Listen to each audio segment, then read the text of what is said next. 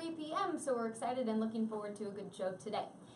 Very exciting news. We have a little bit of breaking news that Mike here is going to talk to us about.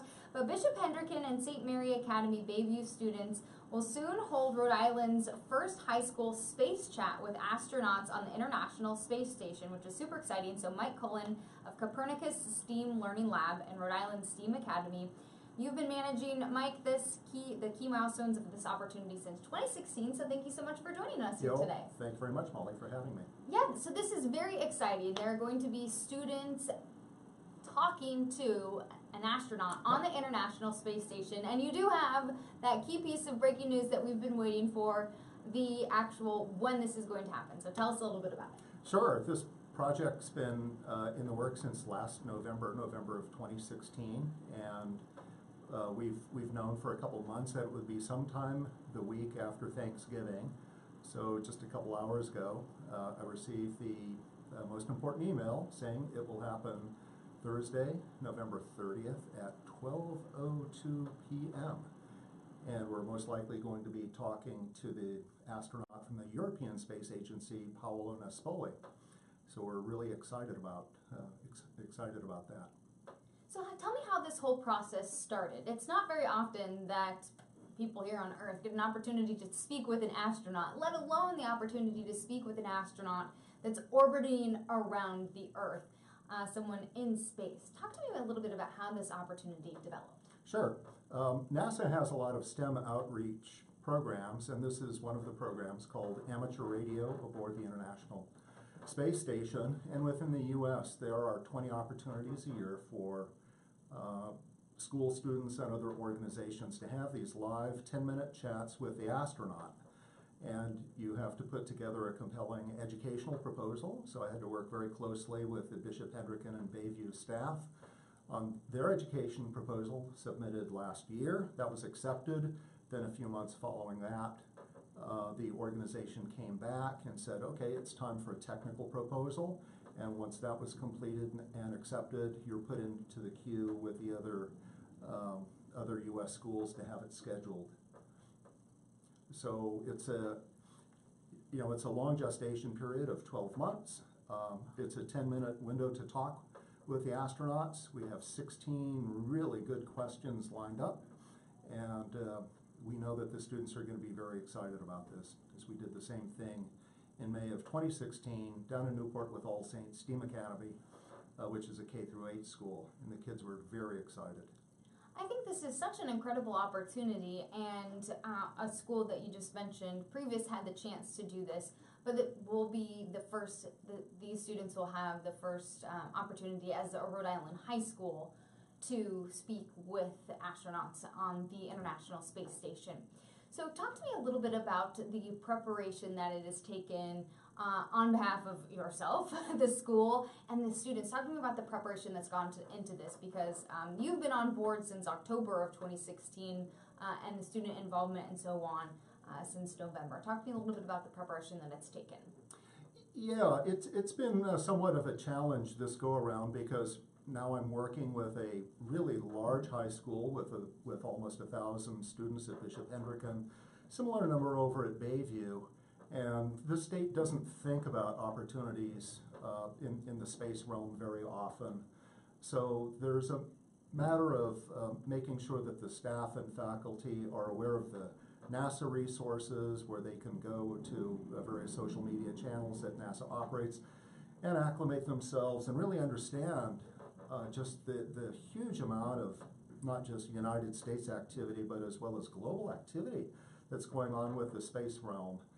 Jeff Bezos from Amazon is throwing hundreds of millions of dollars into his Blue Origin rocket program. You have Elon Musk running SpaceX that carries cargo up to the space station almost on a monthly basis in a very reliable manner. Richard Branson from Virgin wants to operate space planes. So a lot of my focus has been to educate the teachers on what to show the students. I do this strictly as a volunteer, and it's one of just urging the students to make these educational opportunities in the news available to the students, and they've picked up on it very, very well. And just kind of segueing from there, I've been fascinated. You shared with me a list of the questions that are going to be submitted. It seems like they have been educated. They've jumped on this opportunity. You never know how students are going to respond with an opportunity like this. I was very intrigued and quite impressed with the questions that they had prepared. Some of the questions were really powerful. They had to do with health, with faith, with the interplanetary travel, with the human aging process, space tourism. I was very impressed with some of these questions, and I'm not going to give them away because we want to encourage people to join in. Were you impressed with the questions?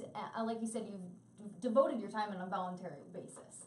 Yeah, there was a very rather humorous dynamic that took place as I was watching the questions roll in.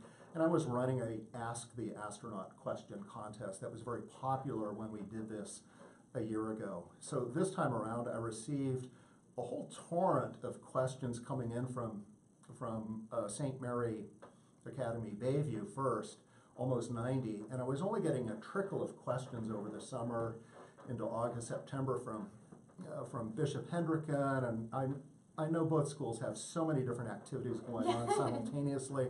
So I took the fact that St. Mary's was really responding with all sorts of like really interesting questions, and I just played that off of the Hendricken side. Yeah. So like, come on, guys, we gotta poke the bear. we gotta poke the bear, and the bear responded very nicely, and they're just like awesome people inside both schools who are just promoting this to the parents, to the grandparents, and back to the students. And lo and behold, both schools just created a nice group of over 175 questions that I was able to score and home in on the top 16. That's amazing. So how does the process actually work? We'll go from the actual question side. Do you select, how do students get their questions selected? How do you make it to that top 16? Because obviously it's only a 10-minute chat, so right. You only have a certain amount of time. And it's actually really neat to why there's only 10 minutes as well. Right. Yeah. So the fact that there's only 10 minutes comes from the fact that we're using a radio link that comes from the ground that is making a direct link to the space station that's traveling at 17,500 miles an hour. So it's a very fast moving target, moving at Mach 25 if you were an aircraft.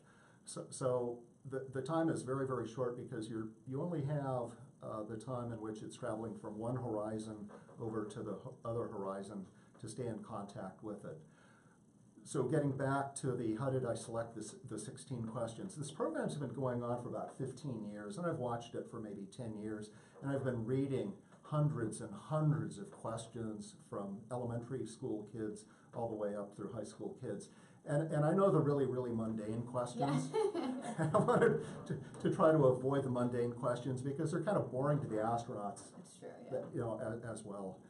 We know how they comb their hair. We know how they sleep at night. We know so many other things. So I wanted to home in on the really unique questions. And I was able to do that pretty easily. That's good. I was actually quite impressed with these questions because, we think of someone in space and you're like, oh, so do you get tired of the food? And right. you could probably find the answers to those on their Twitter pages. So good for them. Talk to me a little bit about the process of, and you kind of touched on it there. How does it actually all work? Again, it's run through amateur radio, and some of the students at Bishop Hendricken actually have these skills, which I think is quite fascinating. So talk to me about setting it up, because it's not like we can just give them a call on our cell phones and say, hey, how's it going on the right. space station? So talk to me about how the process actually works, and how do the schools have the technology to actually make this happen? So NASA presents this program in two different versions. One is this direct version where you assemble the amateur radio equipment at the school or on top of the roof nearby, which is very, very complex. And that's what we did for the first chat at All Saints over in Middletown. We had to enlist the help of the Middletown Fire Department to get the equipment on a ladder truck and hoist it up to the roof. We had to borrow the equipment and link all of the cabling and the antennas together. And then all of the stuff has to be controlled by two different computers. One computer is pointing the antenna very, very precisely, and the other computer is dealing with this physics of this ISS moving at 17,000 miles an hour and creating, hold on, Doppler shift gets into the realm of physics, but the radio system has to compensate for a lot of different variables. So it's very much a heart-stopping effort and an anxiety-producing effort for the adults who are doing the technical side. So this time at Bishop Hendricken, rather than cause a lot of heart attacks, we decided to take advantage of NASA's other option, which is called the telebridge, or sort of a conference call approach. Oh, okay. Now we let a station, in this case it's going to be an Italian station, deal with the anxiety. They will put their antennas together. They'll have them pointed correctly. They'll be running a conference call. We dial into the conference call. Oh, okay. Okay, so that sounds a little bit better. that way I get to have a good Thanksgiving and lower stress at home. We don't sweat through all of I don't your have to- shirts. Right. Your dry cleaning bill won't be so high next month. Exactly. But still, like, what an incredible opportunity.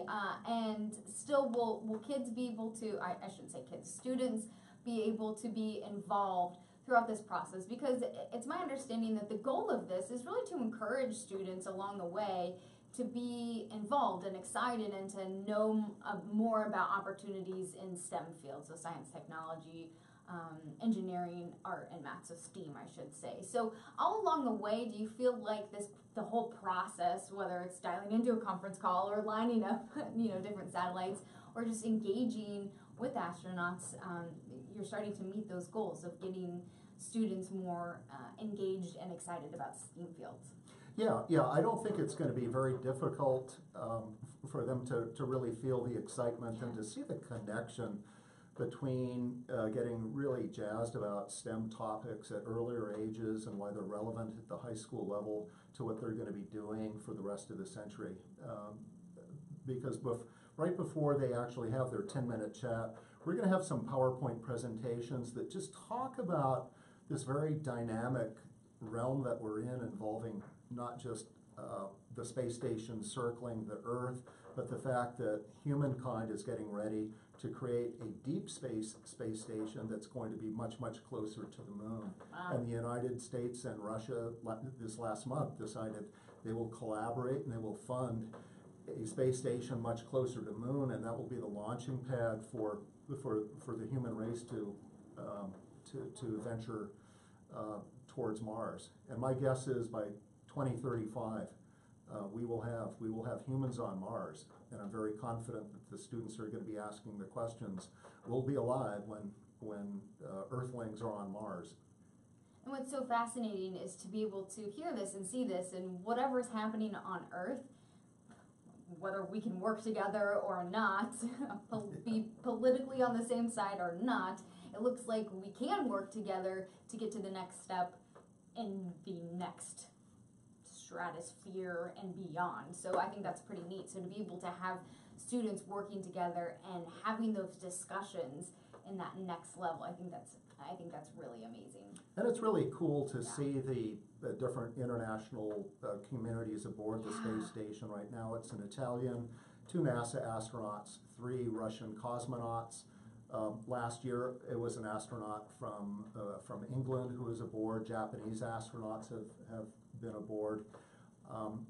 So it's always a very dynamic group, and it's great to see other countries such as India and China start building their own space agencies. The Australians just announced that they want to get into the space programs as well.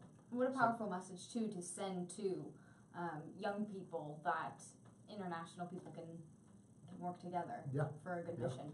Yeah. So if you are interested and you can't, so the talk is going to happen at 12:02. That's the word from NASA. But you will be broadcasting this live. You'll be live streaming it, so people can tune in on their computers and whatever else. Talk to me a little bit about this, Sure. because it's not just a discourse for high school students. You want to make this kind of a public affair, right? And we'll be publicizing this across all of the public school systems as well. We received last year a lot of really great support from Rhode Island Department of Education, the science teachers, we're publicizing the activity very, very broadly. We'll do this again this year. Last time we did it, we had over 250 live stream locations watching this. Oh, neat. So not only did we have roughly 500 people at All Saints watch this, we could tell that there were thousands of people who were watching this in real time. And we're going to do that again. If people want to watch it, look at livestream.com, and we'll also be doing this on YouTube Live. Okay.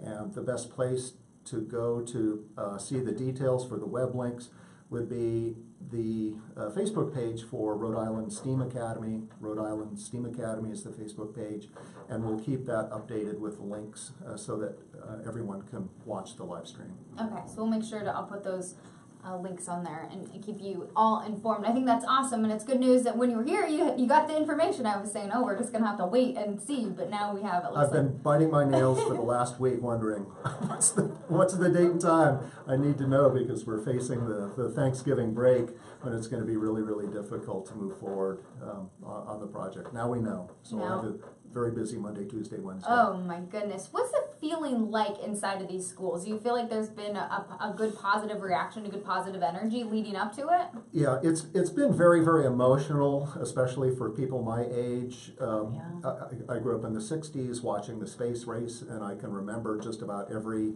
rocket shot, moon shot, man on the moon. The first time that I heard the space shuttle over 35 years ago. But for people who are much in the much younger generations, this is still potentially quite new to them, and it's not really top of mind. But once they understand what's going on and think about it and learn about what NASA is doing, I think they're pretty impressed.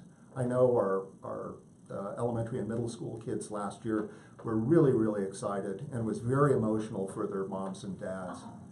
Because it took about 2 minutes for us to establish the radio link. We had to call seven times to astronaut Jeff Williams before he broke through and we could hear him. So there were a lot of people just holding their breath, and people were breaking out in applause and cheers as we started Space Chat #1. Oh my goodness. Well, I'm excited about this if you can't tell. So looking forward to it. Congratulations on securing Space Chat #2, but the first high school students to be speaking with NASA astronauts or with international astronauts on the International Space Station. So confirmed for Thursday, the 30th of November, and we'll have more information on GoLocal Props. So Mike Cullen, thank you so much for joining us here today. Thank you, Molly. I appreciate it. It should be fun to hear the questions and what the astronauts have to say. So please, everyone, hang tight here as we get set up for our next guest on GoLocal Live.